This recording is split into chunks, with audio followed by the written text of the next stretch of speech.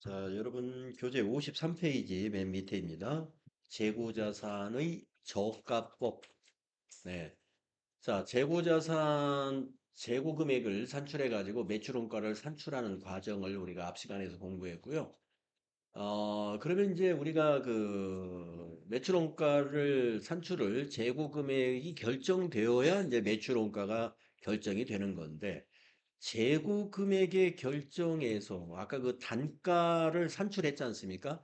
선입선출이라든가 후입선출 또는 평균법을 가지고 단가를 산정하는 거예요. 그 단가는 이제 장부에서 장부상 단가를 산출한 겁니다. 네.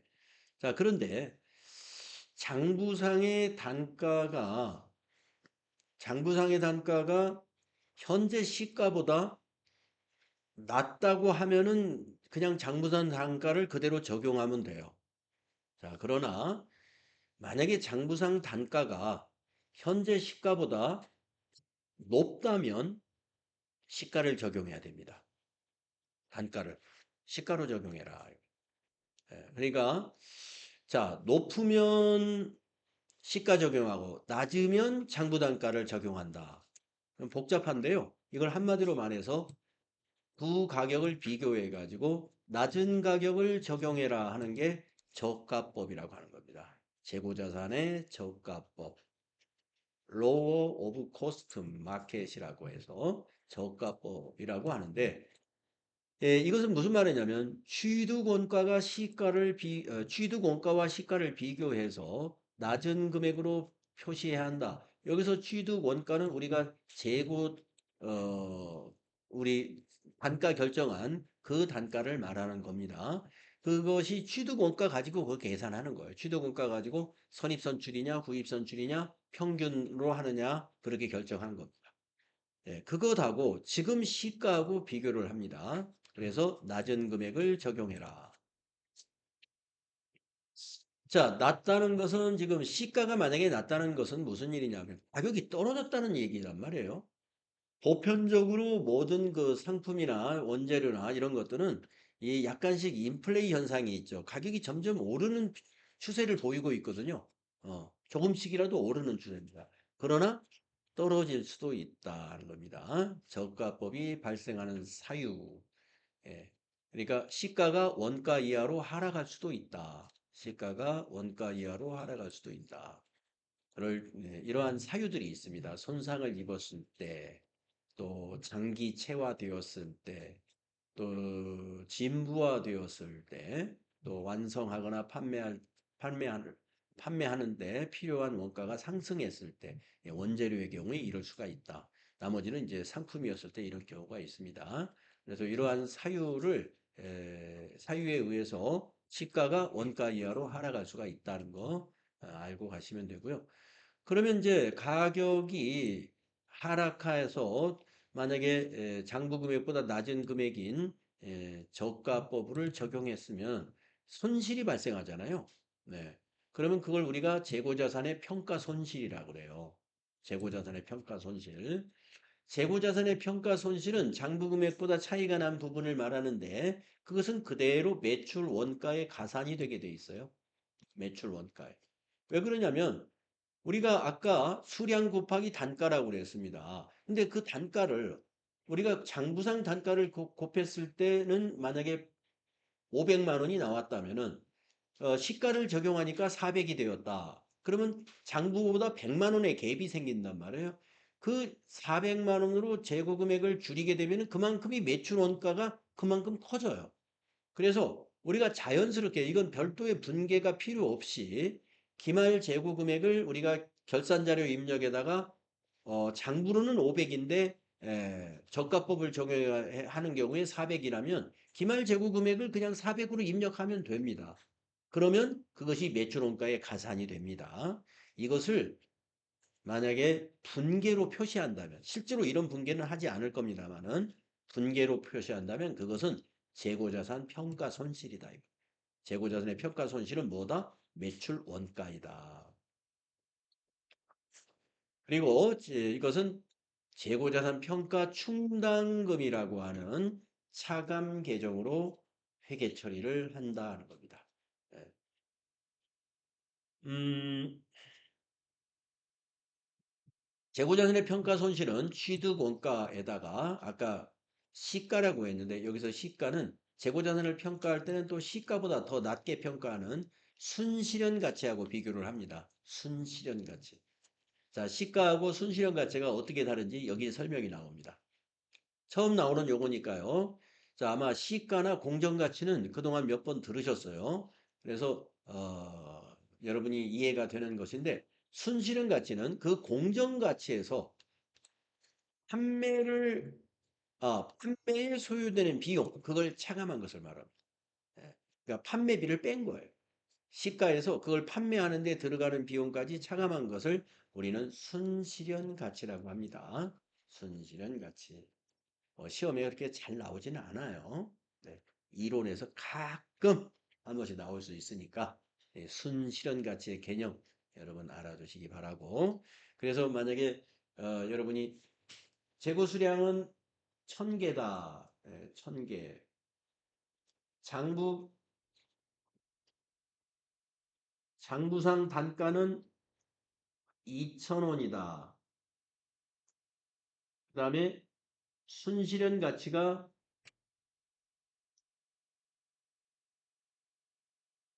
1,000원이다. 라고 했을 때 기말 재고 금액은 얼마일까요? 이게 지금 기말 재고 금액이라고 해보세요. 기말 재고 금액.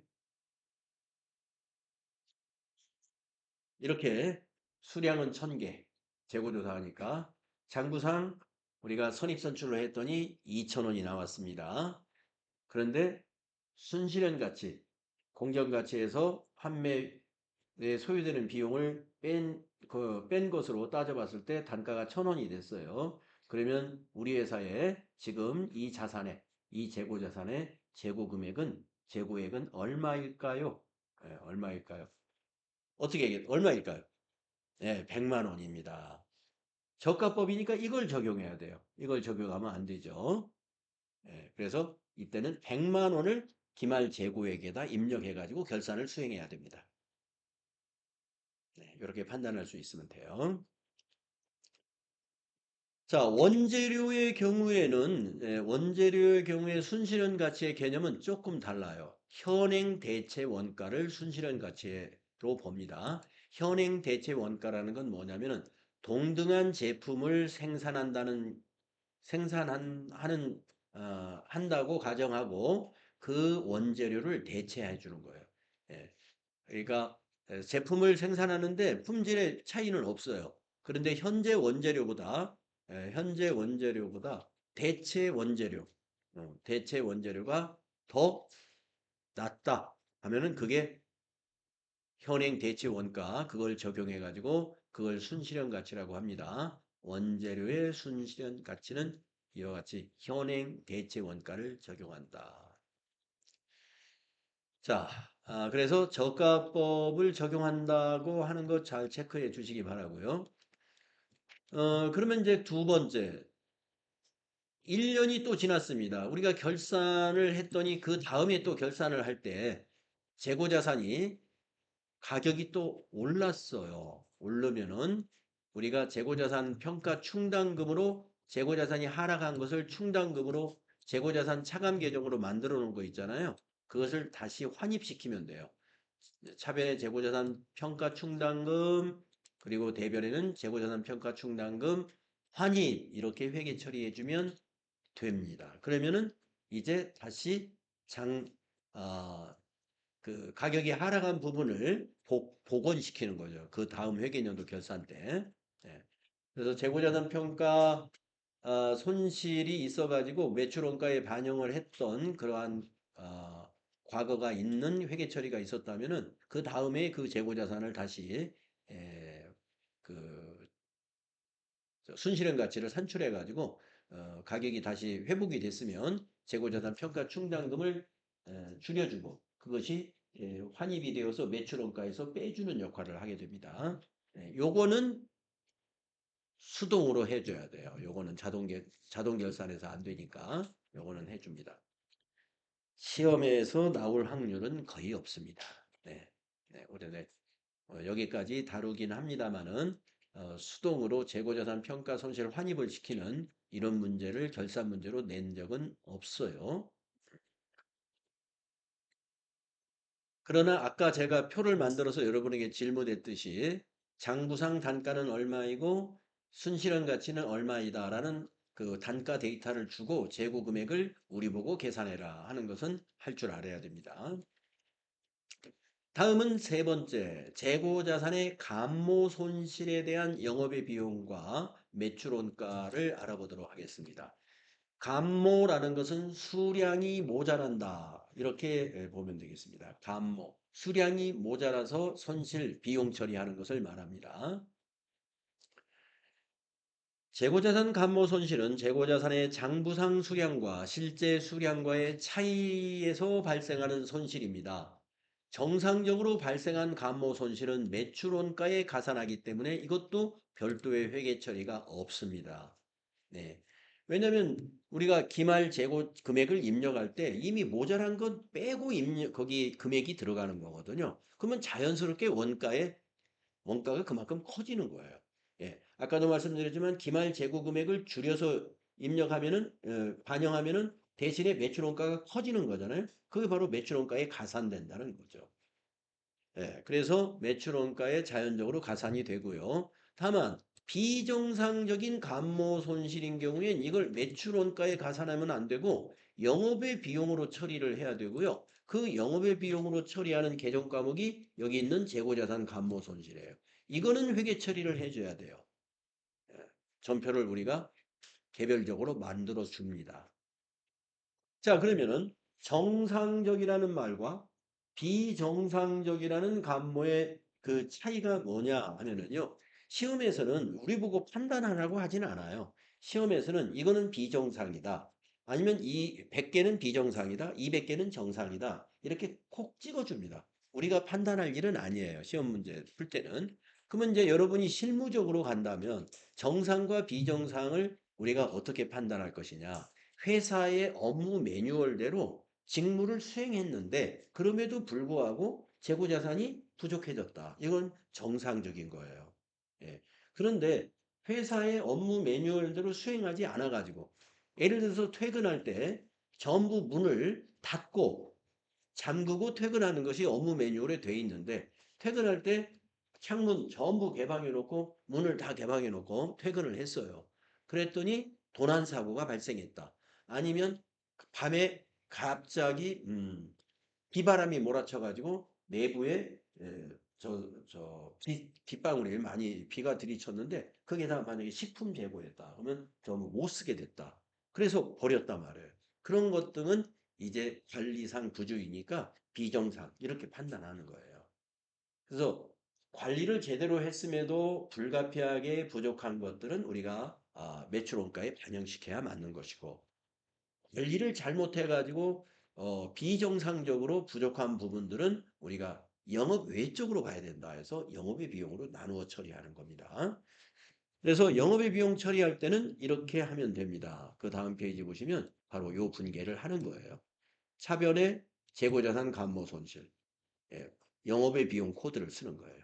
그리고 대변에는 상품이면 상품을 감소시키고 그게 원재료였으면 원재료, 제품이었으면 대변이 제품.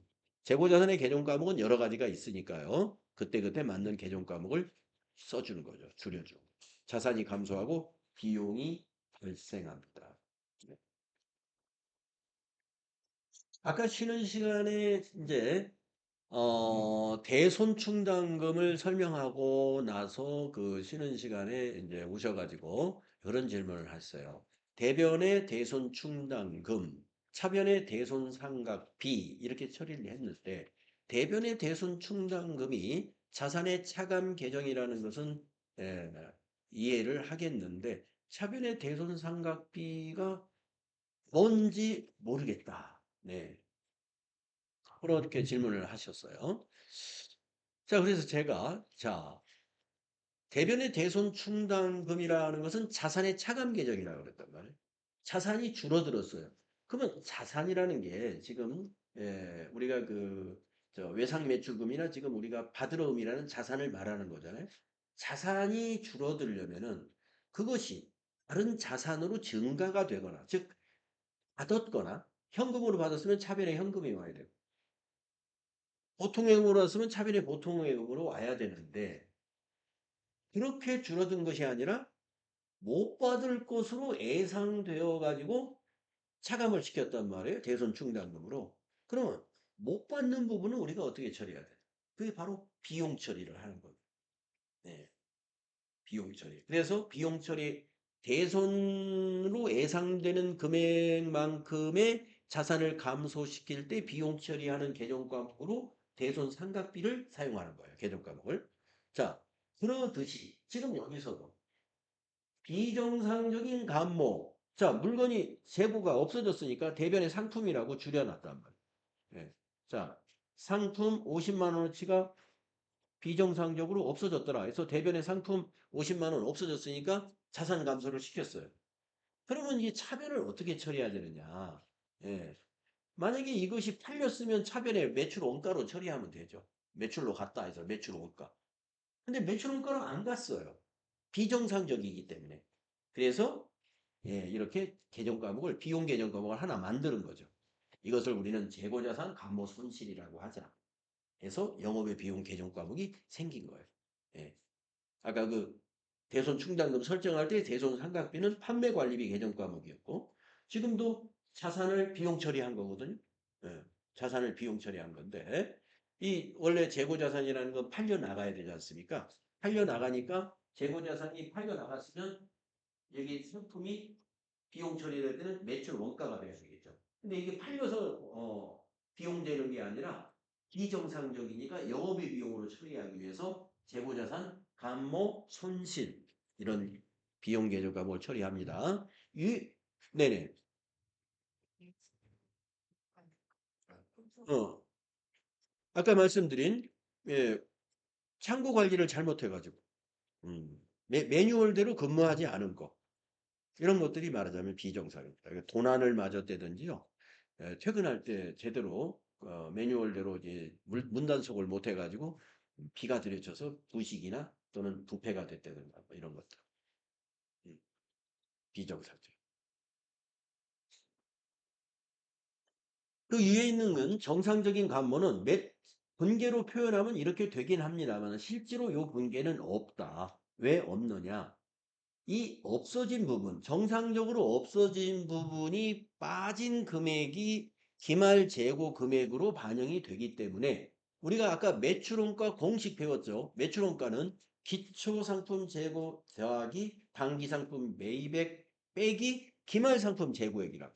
그러니까 기말상품 재고액을 그만큼 더 줄여주면은 한모한 것만큼 없어진 것만큼 줄여서 기록하면은 매출원가에 이미 반영된다. 그래서 이거는 별도의 분계는 없어요. 이것만 별도 분계가 있는 겁니다. 자, 이러다 보니 우리가 이제 재고자산의 설명이 끝났고 드디어 이 유동자산의 공부가 끝났습니다. 예, 굉장히 빨리 끝났어요. 유동자산. 예, 유동자산이 이 개정 과목이 이게 장난이 아니에요. 엄청 많아요. 예. 이 재고자산은 별거 아니고 아까 당좌자산 쪽에 예, 뭐 수두룩했죠. 개정 과목이. 그리고 여러분 당좌자산 공부할 때 꼭 장자자산만 우리가 따져본 게 아니라 영업의 비용 개정 과목들 많이 나왔어요. 수수료 비용, 또 판매 관리비 관련된 예, 감가 대손상각비 이런 거. 예. 다른 비용 개정 과목 또는 외상매입금 같은 부채 개정 과목 이런 것들을 같이 설명하면서 넘어왔습니다. 네, 그러면 이제 비유동자산으로 넘어갈 거예요. 비유동자산은요, 대체로 굉장히 빨리 나가는데 유형자산이 여기서는 핵심이 됩니다. 비유동자산의 공부 학습 내용의 대부분은 유형자산 쪽이에요. 그리고 시험에서도 유형자산을 많이 다루고 그렇죠. 그래서 유동자산은 유동자산이 좀 길고 나머지는 개정 과목만 알아보고 쑥쑥 넘어가게 됩니다. 자, 그러면 이제 비유동자산을 공부할 때는요, 순서대로 투자자산부터 공부할 거예요. 투자, 그 다음에 유형, 그 다음에 무형, 마지막에 기타 비유동. 이렇게 공부할 겁니다. 자, 투자 자산이 무엇인지 설명을 보시면요. 비유동 자산 중에서 기업의 판매 활동 이외에 장기간에 걸쳐 투자 이익을 얻을 목적으로 보유하고 있는 자산입니다. 장기간에 걸쳐 투자 이익을 얻을 목적으로 보유하고 있는 자산이다. 여기서 장기간은 1년 이상 투자를 하는 것을 말합니다. 1년 이상. 예, 판매 활동하고 관계없이 투자 활동이라는 거죠. 예. 그래서 개정 과목들이 무엇이 있느냐 하면은요. 장기성 예금. 그러니까 정기 예금 중에서도 1년짜리가 아니라 2년, 10년 이렇게 장기 예금. 그래서 장기 금융 상품이라고도 해요. 예, 그래서 장기 금융 상품이 일단 투자 자산에 해당이 된다. 또 하나는 특정 현금과 예금. 특정 현금과 예금이라는 것도 실제로 쓰는 개정 과목인데요. 시험으로 본다면 1년, 2년에 한 번 나오는 정도인데, 예, 만기가 1년 이후에 도래하는 사용이 제한되어 있는 금융상품인데요. 예를 들면 사용이 제한되어 있는 금융상품은 뭐냐면은 내 맘대로 인출을 못하는 금융상품이에요. 예, 그러니까 만기도 없어요, 이거는. 네. 뭐가 있느냐 하면요. 예를 들면 이겁니다. 앞에서 우리 당좌 자산에서 당좌 예금이라는 개정 과목 소개받았죠, 여러분. 당좌 예금. 음. 당좌 예금이 뭐냐면은 당좌 계좌를 개설해야 당좌 예금이 만들어져요. 거래은행에 가가지고 서로 은행과 기업 간에 당좌 계약을 맺습니다. 그때 보증금을 거기다 입금을 시켜줘야 돼요. 그러면 그 보증금은 당좌 계약을 해약하기 전까지는 찾아갈 수가 없어요. 예. 그걸 우리가 여기서 쓰는 특정 현금과 예금이다. 이렇게 회계 처리를 합니다. 예. 만약에 당좌 보증금으로 5천만 원을 국민은행에 계좌에 이체했다. 보통예금 계좌에서 그러면 차변에 특정 예금과 현금 5천만 원, 대변은 보통예금 5천만 원 이렇게 차변의 투자자산 증가, 대변의 당좌자산 감소 이렇게 회계 처리한다 이거죠. 자, 그 다음에 장기 대여금이 투자 자산입니다. 장기 대여금. 우리 단기 대여금은 우리 앞에서 당좌 자산에서 공부했죠. 단기 대여금과 그 다음에 주임종 단기 채권. 이게 비슷한 개정 과목이다 하면서 그 단기 대여금인 1년 이내고 장기 대여금은 1년 이후에 돈을 받고 자금을 빌려준 거예요. 그 다음에 투자 부동산이 투자 자산에 해당이 됩니다. 뭐 투자 부동산이 제일 많이 나올 거예요. 아마 투자 자산 쪽에 시험 문제로 다룬다면 투자 부동산이 가장 다루기가 쉬운 것입니다. 자, 부동산 하면은 토지나 건물이죠. 그런데 토지나 건물을 회사의 영업에 쓰려고 샀다 그러면 그건 유형 자산이에요. 유형 자산. 개정 과목이 토지는 토지, 건물이면 건물 그대로 개정 과목을 쓰고 있어요. 그런데 영업에 사용할 목적으로 업무에 사용할 업무용 토지나 업무용 건물이 아니고 매입을 하고 있다가 가격이 좋아지면 이익을 실현해야지. 예? 그 매매 차익을 실현해야지 하고 그런 취지로 취득한 토지나 건물은 개정 과목을 투자 부동산으로 합니다. 음. 그래서 보시다시피 설명이 기업의 고유 영업활동과 직접적인 관련이 없는 부동산으로 투자를 목적으로 보유하는 부동산이다. 투자 부동산. 자, 그 다음에 여기서 지금 두 줄만 여기다 이렇게 좀 그어 주실까요? 두 줄.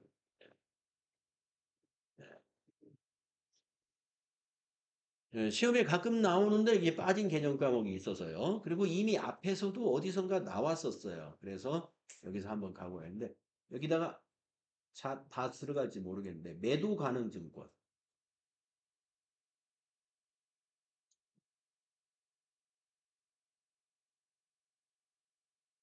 그 밑에다가 만기 보유 증권.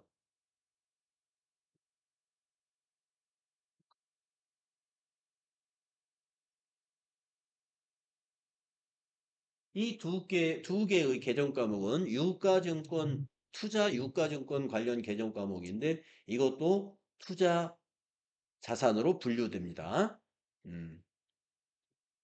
자, 우리가 매도 가능 증권이다라는 것을 언제 언급을 한 것 같냐면은 단기 매매 증권 얘기할 때 아마 언급이 됐던 것 같아요. 단기 매매 증권 얘기할 때.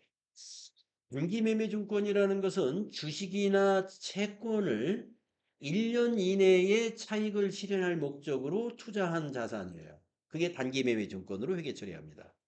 그런데 그게 아니라 장기간에 걸쳐서 투자할 목적으로 유가증권을 매입했다. 그러면 매도 가능 증권이라고 했습니다. 그래서 장기니까 이게 투자 자산인 거죠. 매도 가능 증권은 투자 자산이다. 그러면 만기 보유 증권은 뭐냐? 일단 만기 보유 증권은 주식은 해당이 안 됩니다. 예, 주식은 해당이 안 되고 채무 증권인 채권만 해당이 되는데 이거는 장기 투자가 아니라 만기까지 보유할 목적이에요. 예, 만기까지 기업이 왜 투자를 해야지 만기까지 보유하지? 예, 만기까지 보유할 이유가 있을 때 만기까지 보유하는데요. 그거는 이자 소득을 높이는 거예요. 이자 소득. 우리가 채권이라는 것은 채권을 발행한 단체나 국가나 기업이 정해진 이자를 주거든요. 정해진 이자. 예, 예금의 이자는 변동이 있지만 채권의 이자는 약정한 대로만 줍니다. 약정한 대로. 만약에 5%로 약정이 액면에 표시되어 있다. 그러면 만기 때까지 5%를 약속을 지켜줘요. 예. 그래서 금리가 인하될 것이다. 앞으로 금리는 계속 인하될 거다. 그러면 투자자들은 채권 투자를 하죠. 예. 왜냐하면 일정한 이자율을 일정 기간 보장받을 수가 있으니까. 네. 그래서 기업들이 장기간에 걸쳐서 투자를 할 때 우리가 채권에 투자하는데 예, 그냥 안정적으로 이자 소득을 올리겠다 하면 만기보유증권으로 분류할 수 있습니다. 만기보유증권. 그 만기보유증권을 그 회사가 회계 처리할 수 있는 것은요, 그 회사의 능력이 있는 거예요. 예, 큰 돈을 그냥 묻어준 거잖아요. 예, 묻어준 거. 예, 만기까지 보유하겠다. 그러니까 능력이 있는 거예요, 그만큼. 자, 그래서 요 두 가지, 뭐 설명은 제가 여기서 다 일일이 구두로 설명을 했습니다. 그 설명을 그대로 이해해 주시면 되겠습니다. 자, 투자 자산 이렇게 개정 과목 정리하는 것으로 공부 끝. 네. 그래서 투자 자산은 개정 과목 소개로 더 이상 공부할 것은 그다지 없고요. 그러면 이제 유형 자산으로 넘어갑니다. 유형 자산. 네. 자, 유형 자산의 정의를 한번 읽어볼게요. 자, 우리가 지금 비유동 자산을 공부했는데 앞에서 투자 자산 공부했고 지금 두 번째 나오는 게 유형 자산인데 유형 자산 설명은 이렇게 합니다. 비유동 자산 중에서 기업의 영업활동 과정에서 장기간에 걸쳐 사용되어 미래 경제적 효익이 기대되는 유형의 자산을 말한다. 이렇게 돼 있어요. 네. 자, 첫째, 장기간에 걸쳐 사용될 수 있어야 돼요. 여기서 장기라는 개념은 보통 1년이에요. 1년. 그래서 이제 장기간에 걸쳐 사용되면서 미래 경제적 효익이 있어야 돼요. 그게 기업의 영업 활동에 뭔가 기여를 해야 된다 이거죠. 예. 생산성에 기여를 하든지 아니면 뭐 이렇게 예, 업무 효율에 기여를 한다든가 그런 효익이 있어야 되고 유형이어야 된다. 유형이라는 건 뭐냐면 형체가 있어야 된다. 물리적 형태. 그게 유형 자산입니다. 예. 그게 유형 자산. 자, 그러니까 예를 들면요. 여기 지금 이 기계가 있는데 이걸 복합기라고 하는데 이 복합기는 1년 이상 쓸 수 있죠.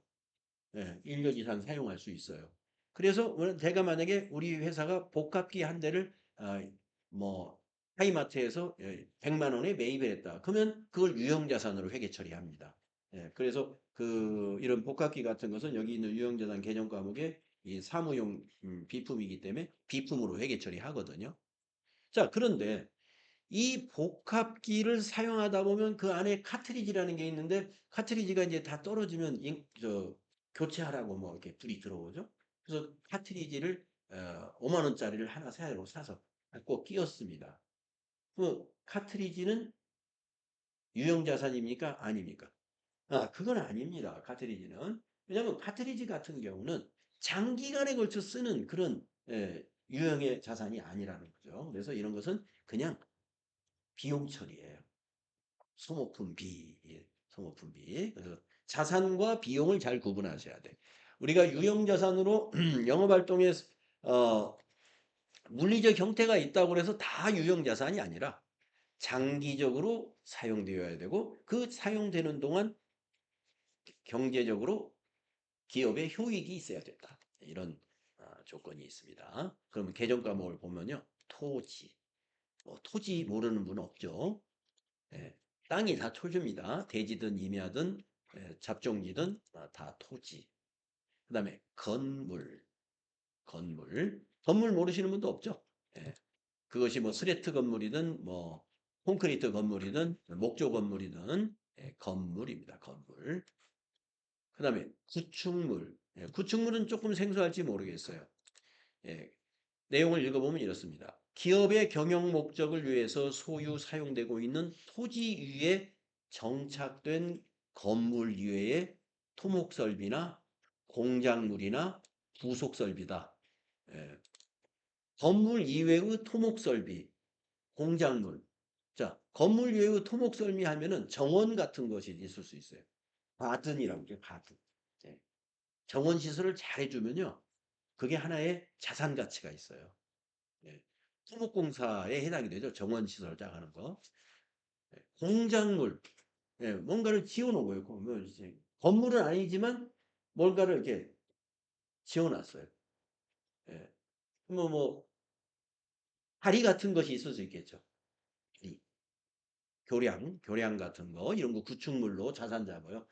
그 다음에 내부에 그 면적이 굉장히 큰 그런 기업 같은 경우는 내부 통신 시설을 구축하기 위해서 매설 작업을 한다든가 아니면 지상으로는 전봇대를 이렇게 세워가지고 이 통신 설비를 하죠. 그게 구축물이에요.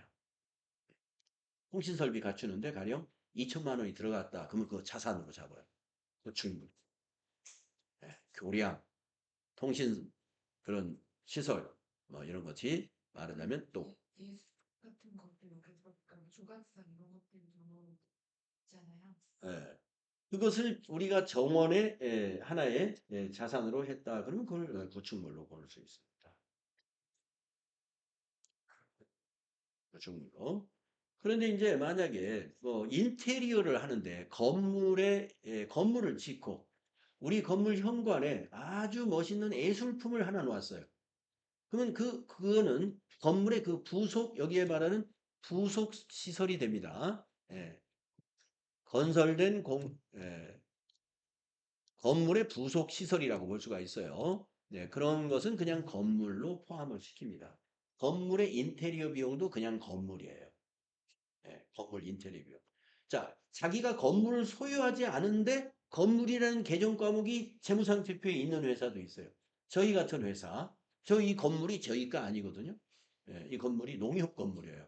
근데 저희 회사 저희 학원 재무상태표에 보면 건물이 있어요. 예, 그게 뭘까요? 인테리어 비용입니다. 인테리어 비용. 예. 제가 이 학원을 창업할 때, 여기가 그냥, 이런 시설이 없었거든요. 그래가지고 제가 이게 시설을 한 거예요. 칸막이 하고, 예, 바닥 깔고, 네, 이런 냉난방 시설하고, 이렇게 했습니다. 그러면 만약에 그게 8천만 원이 만약에 들어갔다. 그러면 그때 제가 8천만 원을 자산으로 잡는 거예요. 예. 비용 떨지 않아요. 왜냐, 이 인테리어는 한 해만 쓰고 없어진다 하는 게 아니라 장기간에 걸쳐 쓰이죠. 장기간에 걸쳐서. 그래서 이거 자산으로 잡을 수가 있어요. 예, 건물 잡아가지고 내용 연수 한 10년에서 감가상각비 비용 처리 1년에 만약에 8천만 원이다 그러면 10으로 나누면 1년에 800만 원씩 비용 처리해 나가는 겁니다. 근데 중간에 또 인테리어를 보강했어요. 인테리어 어디가 좀 지저분해지고 어디가 좀 해가지고 뭐 상호가 바뀌어가지고 인테리어를 새로 좀 바꿨다. 간판 새로 하고 뭐 하는데 가령 1,000만 원이 들어갔다. 그러면 또 다시 건물에 또 취득원가가 늘어나는 거예요. 그래가지고 잔존 가치에다 다시 건물이 늘어나면서 다시 또 감가상각비로 조금씩 비용 처리를 해 나간다. 네. 그런 것들은 건물로 처리합니다. 인테리어 같은 거. 자, 구축물이 그렇고 그다음에 기계장치. 뭐 기계장치라는 건 여러분 다 기계라고 생각하시면 되고요. 차량 운반구.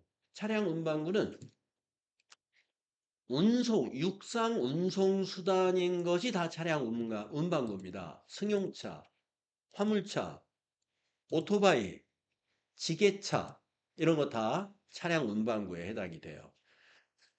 육상에서 운반하는 거야지. 만약에 공장 내에서 천정을 타고 막 움직인다든가, 밑에서 막 돌아가는 거 뭐 있죠? 컨베이어 벨트, 이런 거는 차량 운반구가 아니에요. 그거는 그냥 기계 장치예요. 컨베이어 벨트. 또 천장에서 막 이런 거 뭐라고 부르는지 모르겠는데, 하여튼 그런, 이런 공장 내에서 그 제품을 운송하는 그런 수단은, 그거는 차량 운반구가 아니에요. 도로에 있는 것들입니다. 오토바이, 그 다음에 지게차, 이런 화물차, 승용차 이런 것이 차량 운반구가 됩니다. 그 다음에 비품, 뭐 너무나 잘 알 거예요. 이런 프린터기라든가 에어컨이라든가 냉장고, 책상, 컴퓨터, 복사기 이런 것 등이 비품입니다. 자, 건설 중인 자산이 있어요. 예, 임시계정입니다. 임시계정. 건설 중인 자산은 완공이 되면서 나중에 건물로 대체가 됩니다. 네. 자, 설명을 보시면 유형자산의 건설을 위해 지출한 금액을 건설 완료 전까지 처리하는 임시계정입니다. 임시계정. 건설 완료 때까지. 그리고 건설이 완료되면 본래 계정 과목으로 대체되는데 여기서 본래 계정 과목은 건물을 말합니다. 그러니까 앞에서 우리가 선급금, 계약금 배웠을 때 건물을 짓기로 하고 계약금을 건설사에 주었다. 그거는 선급금이 아니에요. 건설 중인 자산입니다. 그때부터. 건물을 짓기 위해서 설계를 빼는데 설계 빼는데 3천만 원이 들어갔다. 그 설계 비용도 건설 중인 자산이에요. 다 건축과 관계된 거예요. 설계에서부터 1차 중도, 1차 계약금, 1차 중도금, 2차 중도금, 나중에 3차 잔금이다. 예, 3차 잔금 마지막 낼 것까지. 마지막 3차 잔금은 건물 처리예요. 예, 우리가 마지막을 줄 때는 언제예요? 완공됐을 때 마지막 잔금을 주죠. 그 건물이 승인이 됐을 때. 사용 승인이 나야 이제 건물주가 그 건축을 한 건설사에게 잔금을 줍니다. 사용 승인이 안 나면 돈을 줄 수가 없어요. 이차한다는 거는 예, 지금 뭐 건설 중인데 뭐 얼마 나간 거를 다시 계정 항목을 만들어가지고 예, 그렇습니다. 바로 건설 중인 자산으로 임시 계정으로 잡아놨다가 건물로 대체한다 이거예요. 그래서 자, 설계 빼는데 3천만 원이 3천만 원을 보통예금 계좌에서 이체했습니다. 그러면 여러분은 어떻게 회계 처리해야 되냐면요. 차변에 건설 중인 자산 2천만 원, 대변에 보통예금 2천만 원 이렇게 회계 처리해요. 또 1차 계약금 1천만 원 지급했어요. 그러면 그것도 차변에 건설 중인 자산, 대변에 보통예금 1천만 원 이렇게 회계 처리한단 말이죠. 임시 계정을 이렇게 잡았어요. 그래서 나중에 완공이 됐어요. 완공이 돼가지고 마지막에 잔금 5천만 원을 지급했다고 봐요. 그때는 잔금은 차변의 건물이에요. 근데 5천만 원만 건물로 하지 말고 요 건설 중인 자산으로 잡아놨던 그 돈이 있죠. 그게 만약에 3천이라고 봅시다. 그 3천까지 합쳐서 8천만 원을 건물로 보는 거예요. 예, 그러면 임시 계정 자체 없어지는 예, 거예요? 없어져요. 아, 예. 없어져. 예, 완공이 되면 없어지는 거죠. 그래서 임시계정이 되는 거예요. 선생님 그러면 차변 쪽에 건설 중인 자산은 지급받는데 나중에 대변 쪽으로 청약시켜주는 거죠? 그렇습니다. 대변에 건설 중인 자산 가는 거예요. 마지막 잔금 치를 때. 예, 마지막 잔금 치를 때 차변에 잡았던 건설 중인 자산이 그날 대변으로 가가지고 제로가 돼요. 일자별로 청약시키는 거예요? 아니면 토탈 금액을 맞춰서 한꺼번에 줘 예, 한꺼번에 하면 됩니다. 예, 한꺼번에. 처음에 뭐 설계금 따로 하고 이게 따로 하고 뭐 따로 하더라도 결과는 같지만 실제로 해보면 한꺼번에 한꺼번에 건설 중인 자산을 털어버리는 거죠. 그런 사례가 뒤에 이제 우리가 전표를 입력하다 보면 건설 중인 자산을 건물로 대체하는 문제를 한두 번은 만나볼 거예요. 기출 문제를 풀 때라든가 아니면 이 앞에 미리 본문에서 한 번쯤은 실무에서 해볼 기회가 있을 겁니다. 자, 우선은 유형자산에서 이 개정 과목 종류를 외우는 것이 필요해요. 유형자산에 해당되는 개정 과목은 그렇게 낯설지가 않아요.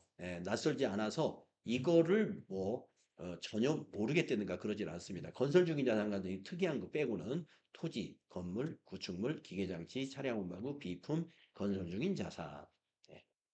이거 뭐 종류를 아는 것은 큰 부담이 안 될 것입니다.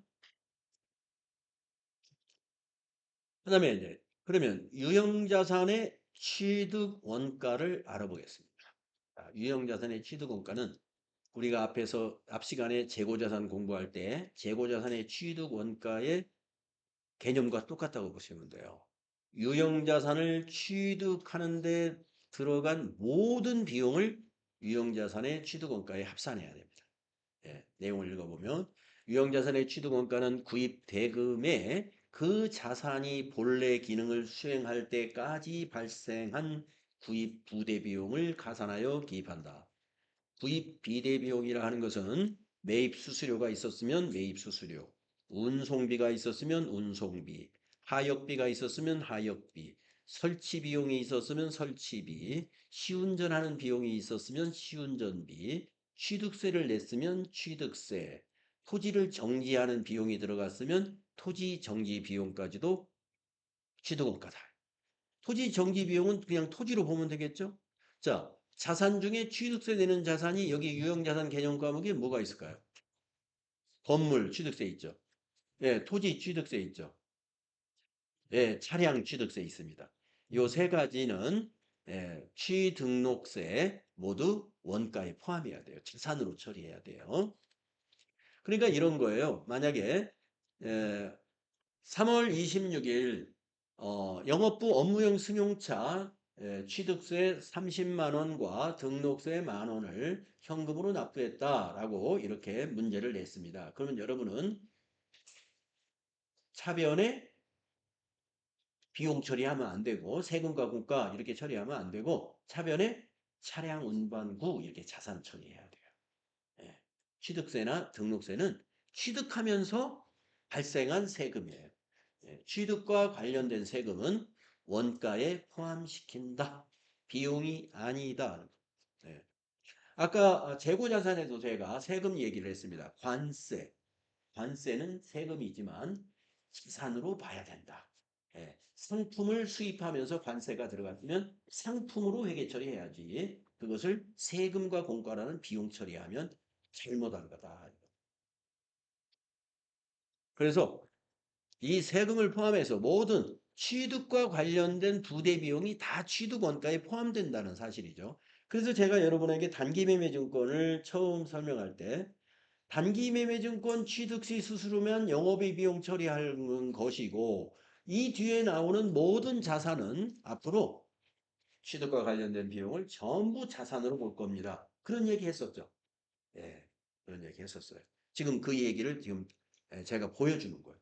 지금까지 취득과 관련된 비용을 비용으로 처리한다고 한 적은 딱 한 번 있었어요. 단기 매매증권 취득 시 수수료. 그것만 비용이었습니다. 자, 유형자산은 장기간에 걸쳐 사용을 하잖아요. 그러면요, 유지비가 들어갑니다, 이게. 예. 차량을 장기간에 걸쳐 쓰잖아요. 그러면 타이어도 닳고 중간에 엔진 오일도 교환해야 되고요. 또 필터도 가끔 에어컨 필터도 바꿔줘야 되고요. 여러 가지 고장이 날 수도 있고 그것을 우리가 자산의 취득 후 지출이라고 그래요. 취득 후 지출. 그래서 자산의 유지 비용이라고 보면 돼요. 유형자산의 유지 비용. 그런데 우리가 생각하는 일반적인 유지 비용은 비용 처리하는 게 맞아요. 수선비. 차량 같으면 차량 유지비. 그런데 우리가 잘 내용을 보면요. 유지비가 아닌 돈이 나갈 수도 있어요.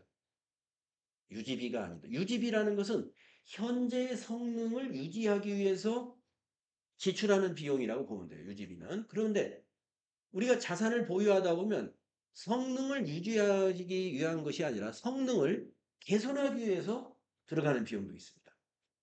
성능 개선을 하기 위해서. 예. 그거는 비용 처리가 안 돼요. 다른 걸로 처리합니다. 자, 그 부분을 우리가 알아야 돼요. 자, 지금 그게 유지비가 아닌 것이다 하는 게 바로 이 자본적 지출입니다. 자본적 지출. 예, 여러분 자본적 지출은 이렇게 메모했어요. 자산으로 처리한다.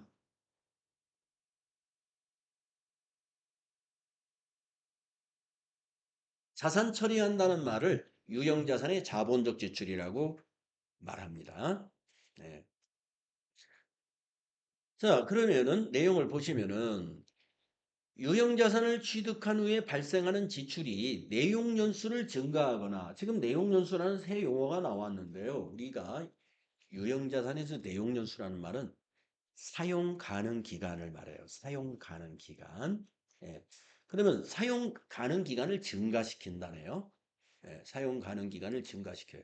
그 현상 유지가 아니죠. 예, 뭔가 투자한 거예요. 예, 차량이 원래 5년간 쓸 수가 있는 건데 차량에다가 차량의 핵심 부품을 바꿔버렸어요. 그러면 차량을 더 많이 쓸 수가 있어요. 그게 바로 내용연수의 증가라고 볼 수가 있어요. 또는 공장의 기계장치로 말하면 생산 능력을 증대시킨다든가. 생산 능력을 증대시켜요. 자, 어떤 기계가 굉장히 회전을 해야 이 작업을 어떻게 이거 뭐라 그럴까요? 회전을 해서 이렇게 뭘 섞는 그런 기계가 있는데 예, 지금 속도로 섞으면 이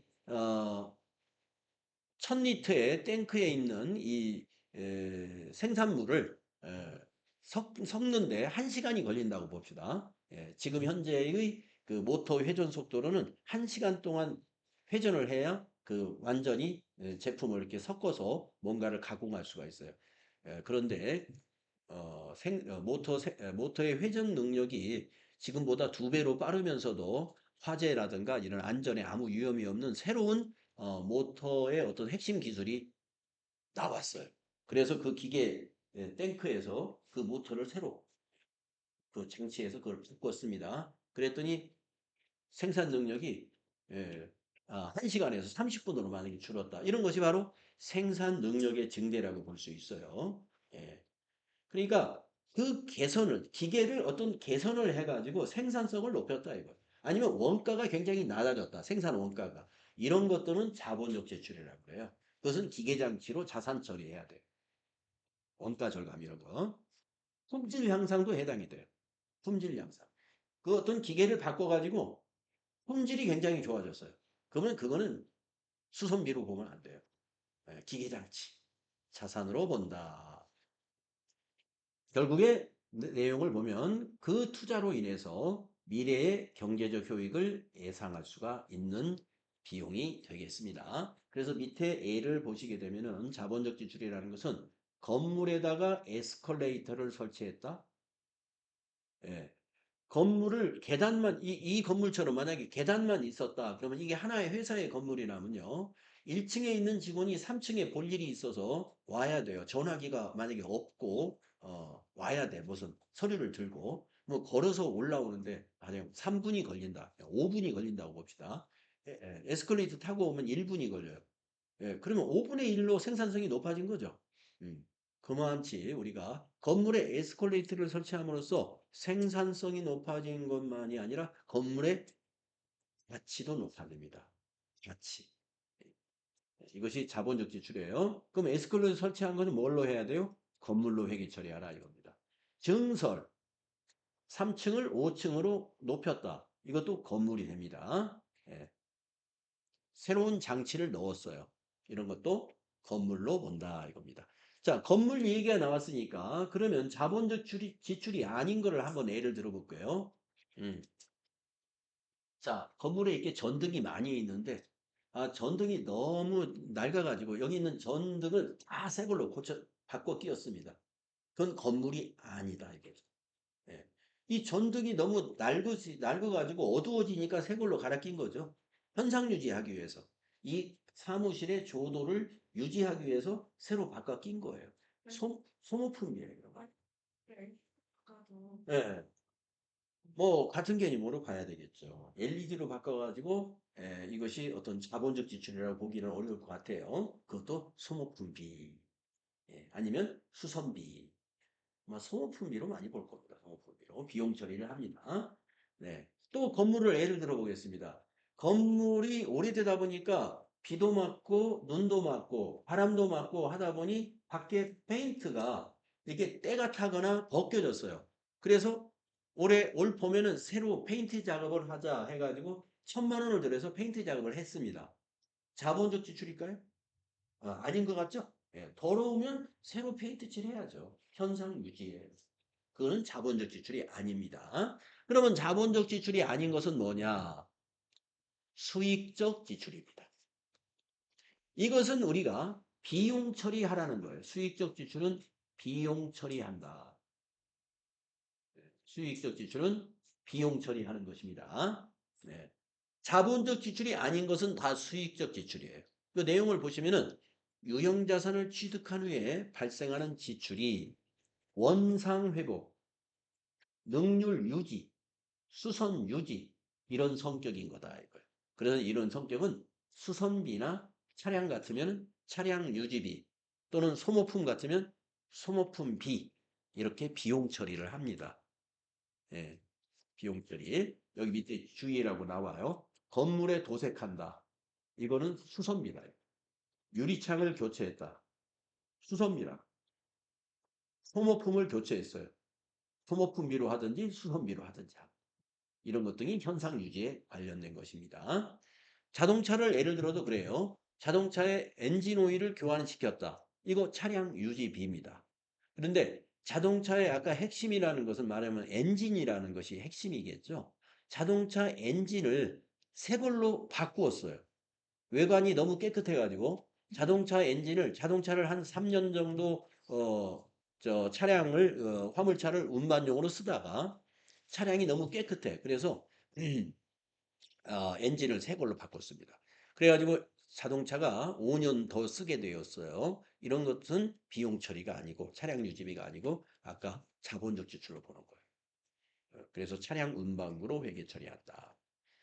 그래서 유형자산은 장기간에 걸쳐 사용하다 보니 이와 같이 취득한 후에 비용이 발생하는데 그 비용을 자본적 지출이냐 수익적 지출이냐를 잘 구분해 가지고 회계 처리를 해줘야 됩니다. 만약에 구분을 잘못하게 되면은 이러한 오류가 발생해요. 오류가. 그래서 수익적 지출, 자본적 지출을 잘 구분해야 되는데 그 이유는 아무렇게나 하면은 이와 같이 잘못 계산되기 때문이다 이거예요. 비용인데 자산으로 처리하면은 자산이 커지고 비용은 줄어들고 이익이 크게 나타납니다. 반대로 자산인데 이것을 다 비용 처리하게 되면은 자산이 줄어들고 비용이 커져가지고 당기순이익, 이익은 또 줄어들게 됩니다. 네. 그래서 이 부분도 우리가 회계를 조작한다고 할 때 앞에서 재고자산이라는 거 배웠을 때 기말 재고 금액을 조작할 수가 있어요. 기업들이. 또 장치 산업이나 이런데 장치 산업이나 이런 산업체에서는 이 수선 유지비가 어마어마하게 나갑니다. 그러면 그것을 자본적 지출로 보느냐 수익적 지출로 보느냐에 따라서 당기순이익이 왔다 갔다 할 수가 있어요. 그래서 눈속임하기에 좋은 부분이 바로